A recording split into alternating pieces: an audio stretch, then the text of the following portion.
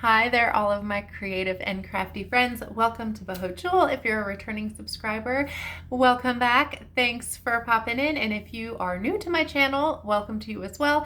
And I hope you enjoy this video, and maybe you'll go check out some of my others and become a subscriber too. Hint, hint. Anyway, so it's a really icy, kind of cold day here in North Carolina. We had some bad weather coming in yesterday, so I thought it's a perfect time for me to catch up on a couple of videos that I've been wanting to do for you guys. I've started working on resin again, which I'm really excited. In fact, you can see all of this. There's like a whole table back here. It's one of these craft show type tables that I have set up along with the one that I work on here so that I can actually start making a lot of jewelry again, which I'm excited about. I'm hoping there will be some craft shows and things going on this spring. And if not, I'm working on my websites. I do still have an Etsy shop that I'm sort of redoing, I guess, kind of refilling, and then I have a Shopify store as well. So I'm making things again, which is the important part. Like, it brings me joy. So I'm making a lot of new resin earrings and doing some things with pendants for bookmarks. And so I thought it's a perfect time to share some of the things that I'm using with you guys and some of my techniques. So hopefully you guys will benefit from that. So I have a funny story because if you've watched my channel, you know, I'm all over the place. I ordered this set from Amazon. So you see it's this cute little tray, and I'm gonna flip you guys around and show you closer. And all of these pendants, okay? And I'm gonna open these up and show you guys. But this is like the third time that I've ordered this. And it was like just this time that I realized that some of these shapes would fit into these pendants. So when I flip you guys over, that'll make more sense. So I've actually got a few that I started last night. So I'm gonna experiment with that and see how well they fit and see if the plan that I have for these works out. But I'm gonna flip you guys around, and we're gonna kind of work with these with some resin and these pendants as well and get a little creative and see what we got. So these are kind of big, so I won't be able to show them, but this is the resin that I'm gonna be using. If I flip the camera over, it won't show as well, but I like to use the Amazing Clear Cast resin. It's a two-part epoxy. It's part A, part B, so you have your resin and then your hardener. I have been using this for years. I really, really like it. It's just, you don't get a ton of bubbles. Like, if there are bubbles, they tend to dissipate if you mix it carefully. And it dries really clear, and it's like glass when you're done. So I really like this. So this is what I usually use. And I have a kit that I purchased that I'm gonna show in another video. So I'm a little nervous about that because it's a different resin. But anyway, this is the one that I use all the time. That's why I have such big bottles, and I will post links for this. I ordered this on Amazon, you guys, and I'm gonna post my Amazon link for it because I can't find it anywhere else. Like, I don't know, and if you get the really big ones, like, it's the best deal. So I'm gonna share those links with you guys below, but meanwhile, I'm gonna flip you around and we're gonna play. So let's unpack this whole little bit of goodness. So this is how this came, just like this. And it has this little container. The last time I purchased it, all of these were actually already in the container. So, I mean, that's fine either way, but this is kind of a nice way to store these. And we'll go ahead and take these out. They're little pendant bezel cups. I actually preferred it if it was in the container, simply because it gets rid of all this additional plastic wrapping, but I don't have any control over that. So these are the little bezels, which I really like. So you could do a lot of different things with them. Here's the back of them. They all have that little bit of a texture on the back. I'm not sure that they're nickel-free. I try to order nickel-free things. Sometimes, I don't know, I have trust issues. So even if they say it's nickel-free, I always encourage people to be cautious. So the little teardrop shape, and I ordered this. They have them in different combinations. I like these particular finishes. I like the kind of the antique gold finishes, the silver. I guess I like the antique gold. I like the brass sometimes. I don't like really shiny, I don't like the really shiny golds. But so these are the oval ones. It's just personal preference.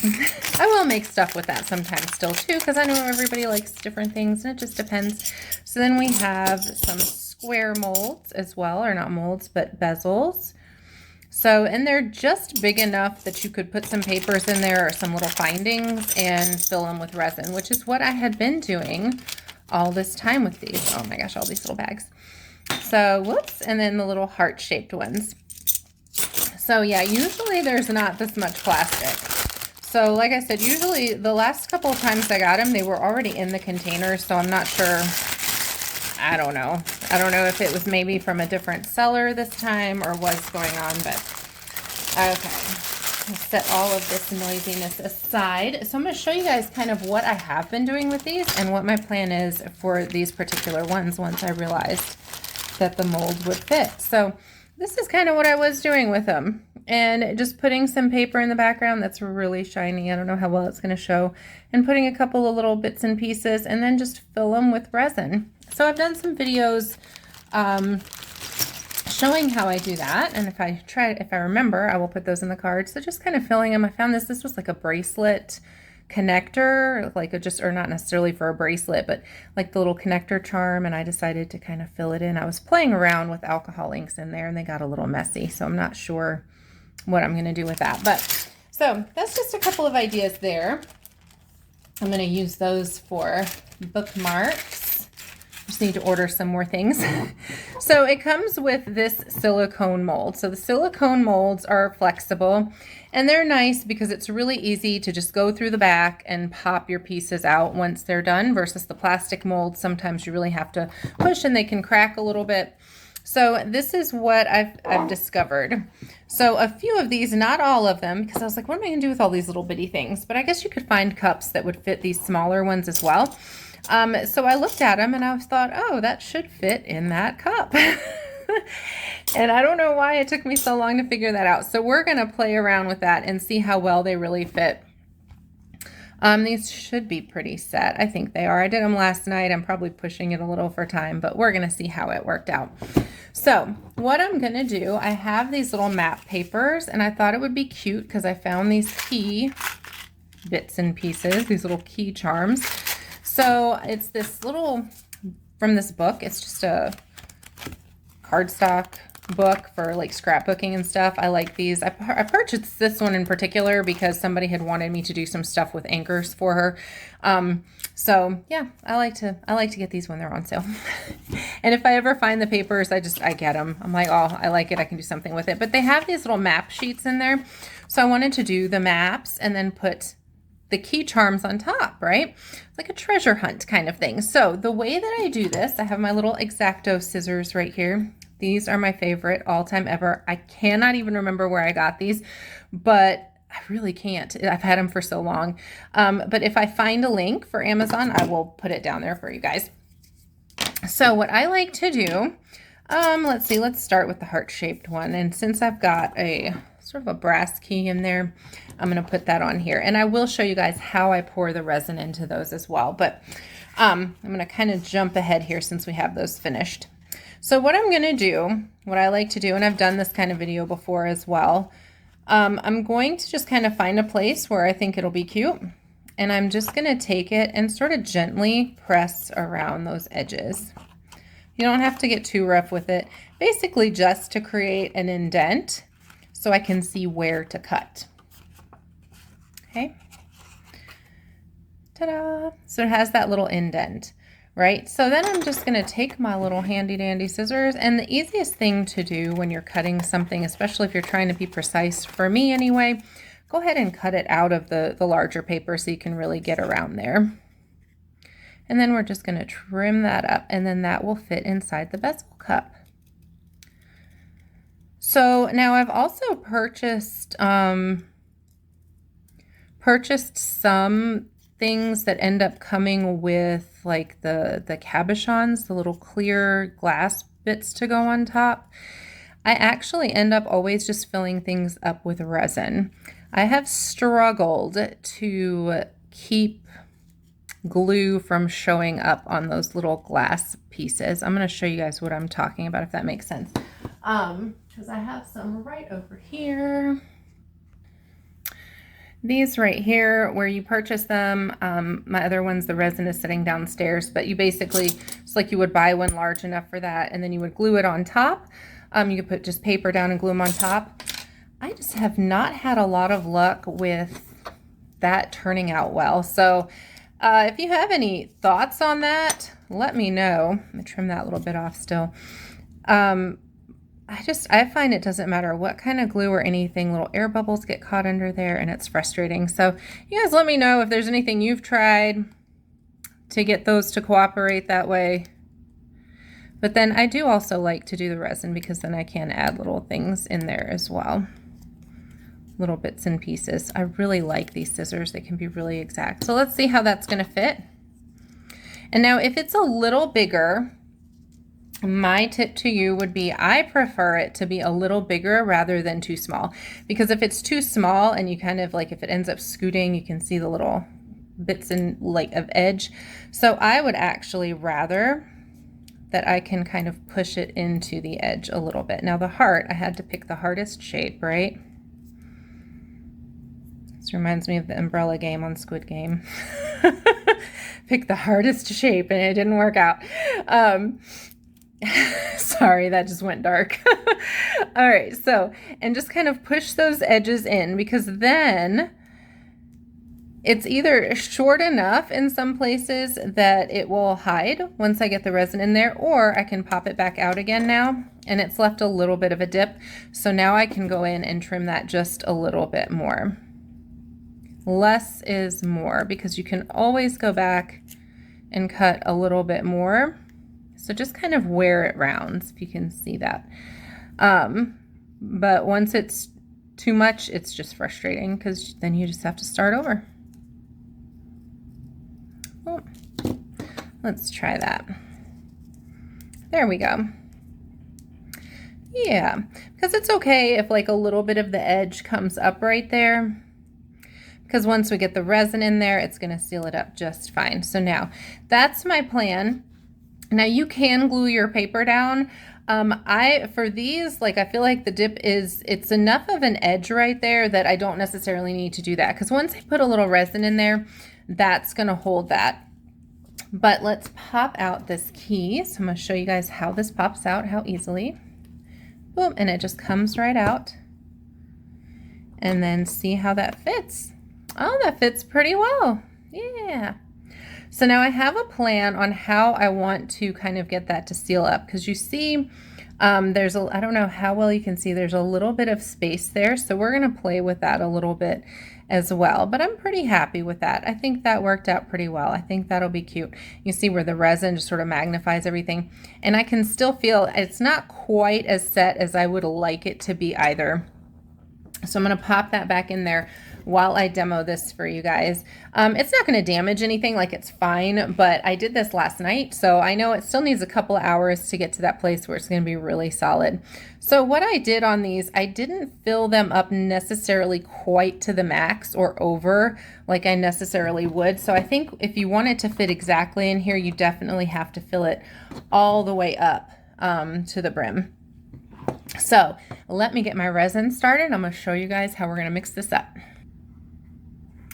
So here is a silicone measuring cup, and I know it looks so messy. I'm sorry.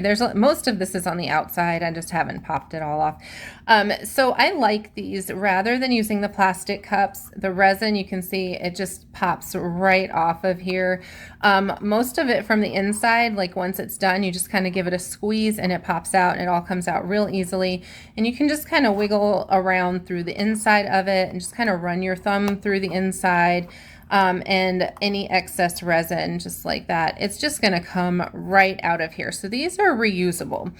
So the reason that I like this, first of all, if you're looking at it from a business standpoint, you don't have to constantly buy those little plastic cups or the bigger plastic cups, or, you know, I've seen too where people measure them in the small measuring cups and then they pour them into a bigger cup. So it's a lot of expense, and it's also just a lot of plastic waste. So I bought these, I'm trying to remember, I feel like I bought a whole set of these. So I will check on that, because I've got a bunch of these, and then also some smaller ones to mix colors in, and a larger one. And then they also came with these fancy little handy dandy stir sticks, which is the same thing. They're silicone coated.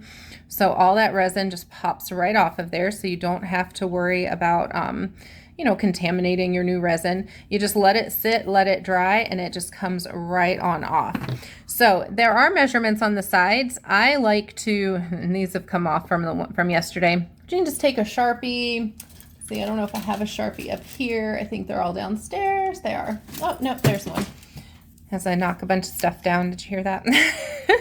So then I just go in there and I mark on the lines, the pre-made lines that are already on there. And if I had the glasses that I needed, I probably would see it better.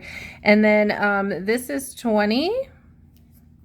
Oh, wobble, wobble. And then this is the 40 mark. Okay. And then the 60 and 80 and 100. So we're not going to do a ton today. So I'm going to mix it to the 10 and then the 20. And that way it's just easier to see. So you're not tilting your cup around so you can get a nice good measurement. So I always start with my A side, the resin side. And I'm going to try to do this in the camera while I'm looking at it at the same time.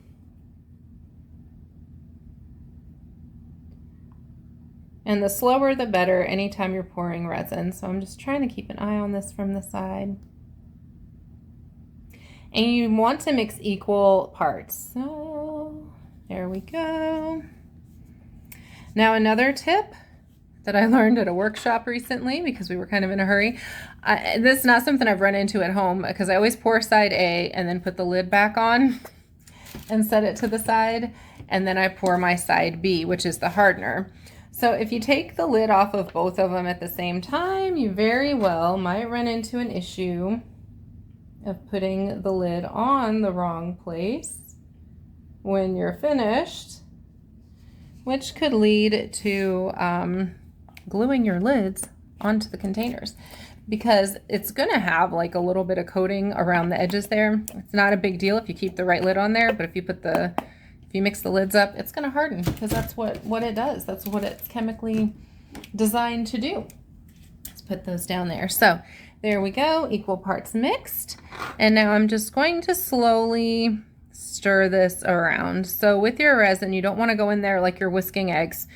You want to go in and just kind of work it gently, more of kind of like a scooping. And you can even see how you get a little bit of streaking in there where it's starting to mix.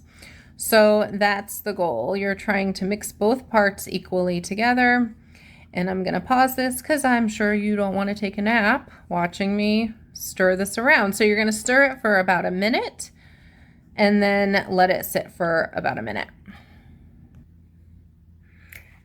So my resin is right here. I'm just letting it sit for about a minute just to let some of the bubbles come out if there were any bubbles that wanted to pop into it. And then I cut out a couple more pieces of paper while I was waiting for that to happen. So I put a little dot. I don't know how well you can see it because it's silicone. It's not going to stay. It's going to wipe right off again, but even with the Sharpie. But this one, this one, this one, this one, and this one are the ones where they will fit into the bezel cups. So, oh, that's a little hair that's underneath, I think maybe. Let's see. Looks like a little tiny cat hair maybe, or a fuzzy from something. I don't know. Well, we're not using that one anyway. So yeah, you definitely want to make sure that your cups are clean, especially when you're working with things like glitter. It can be beautiful and also someone's worst enemy. Nothing more frustrating than finding one solitary piece of glitter in something when you've been working. So I'm gonna let me see if I can get you guys a little closer. There we go. Hopefully that works. I know with everything being sort of clear, it's a little hard for that to read very well. So let me see, I have this little blue tray. Maybe that will help for it to show up a little bit better. Let's put that, there we go. Okay, so now I'm not gonna fill these up all the way. Where in the world are these little, I had a sweater on earlier. I'm wondering if that's where the fuzzies are coming from. So what I'm going to do is I'm going to slowly pour some of my resin, and I'm just going to use my stir stick to put some resin in the bottom of these. Trying to get that an angle so you can see it as well as possible. I'm not filling it up all the way because I want my resin to sit a little bit, not get completely hard, but not completely cure, but just sit for a little bit before I put my key charms in. So I'm doing just a little bit here, and I feel I probably mixed way too much resin. because otherwise if I drop my keys in there, they're just gonna float wherever they want to float, which is probably okay. But I just, on some of them, especially the heart shapes, I want the keys to be in a certain spot just for my idea and for appearances. So I'm gonna pour just a little bit of resin, I guess a little, just slightly over half full. And we're gonna let that kind of hang out for a minute while we experiment with my next idea. So, and that's just a general good rule of thumb. If you're adding anything into a piece, you want that resin, again, not to be set, because then you won't be able to work with it, but to where it sets up just a little bit so that your objects don't float around in there if you want them in a specific place. Okay, and that should be fine on that. Now, on that note, I already let it sit for a minute, so it's already doing its little process. Resin, once you mix it, you have to use it. You can't just let it hang out somewhere with the 2-part epoxy resin. I know there are UV resins out now that I'm looking forward to explaining or experimenting with, but the resin, once you mix your epoxy resin, it's gonna start to set pretty quickly, and then you have about 30 minutes before it's impossible to work with. Okay, so let me see which little keys I'm gonna use in here now. Let's stay on a similar theme, I guess, with that. So this has started to set a little bit, so I'm just going to show you on one where it's probably not going to float anywhere, and then we'll kind of play with the next ones. Oh, decisions. All right, so I'm going to go ahead and put this into my oval right there, boom, and just let it drop. So you can see where the resin's thickened up a little bit already. And for this one, it's okay. It's going to be in the middle anyhow. It's not, there's no room for it to float, but that's basically what I'm doing. I'm waiting for this. I'm going to give them maybe 5 minutes or so while we're doing some of this other stuff. And then I'm going to go ahead and place my keys in there. So let me set this to the side.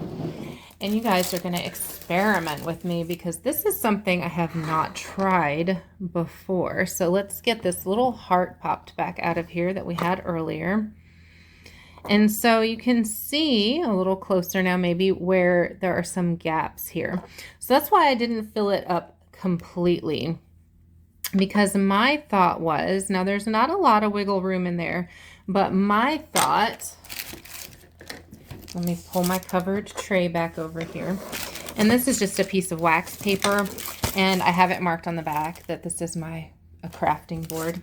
So it's a little cutting board I just decided would be good for resin work. But I'm gonna put it over here because it's easy for stuff to get stuck. And I thought I had that up here, but I don't. Okay, so I'm just gonna show you guys an example. So what I'm gonna do is I'm gonna put just a little bit of resin in here, just with my craft stick. And this is what I do when I fill it up completely. So I'm gonna kind of wiggle that around a little bit. I'm gonna add a little bit more. We'll see how this works, because my idea, and you're gonna witness it here if it works or if it doesn't. My idea was to use resin to glue it together. And I know it's gonna need a little bit to meet up with those edges and those sides as well, for the paper not to come loose like you just saw it come loose. And we'll see if I end up flooding the whole thing or if it works the way I had planned. So that looks about, I think, okay. Oh, I'm a little nervous. Usually I practice things and I know what I'm doing before I give a demo, so this will be something new. But with the glue, I get so frustrated with glue because you can always see the bubbles. And I thought if we did this with resin, it would kind of work itself out. And it would blend in. There we go, just like that. So I'm just wiping this off of the edges, which you want to make sure you do very quickly. And I usually have like an old towel nearby somewhere that I can wipe this on, but the wax paper will be okay. And I'm just checking to make sure I don't have any on the bottom. But see, once that sets, the resin is just going to clear, or set clear rather. So that's my hope. My hope is that it doesn't continue to flood over. And we will see how that works out.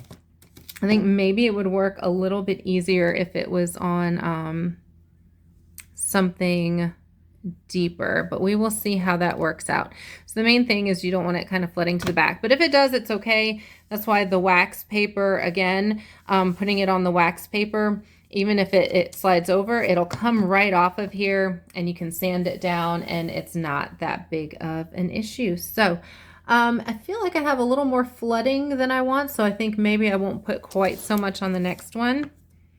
So, and let me try plan B.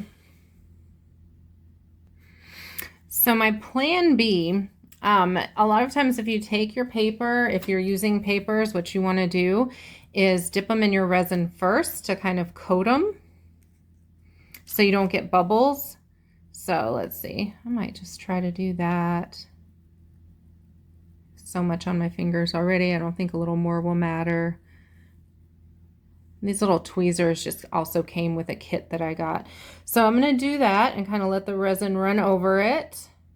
So that way it's coated on both sides, and I'm going to let some of that drip off. And I think this might actually be the better plan because then it's just going to get like a little bit of resin on there, just enough to coat it. And especially on this one, I noticed it's really thin. So if I put the resin in the bottom of it, it's going to like, oh my gosh, it's going to be a mess. It's going to be everywhere. So that way, that's coated just a little bit. I'm going to drop that right in there. Whoops.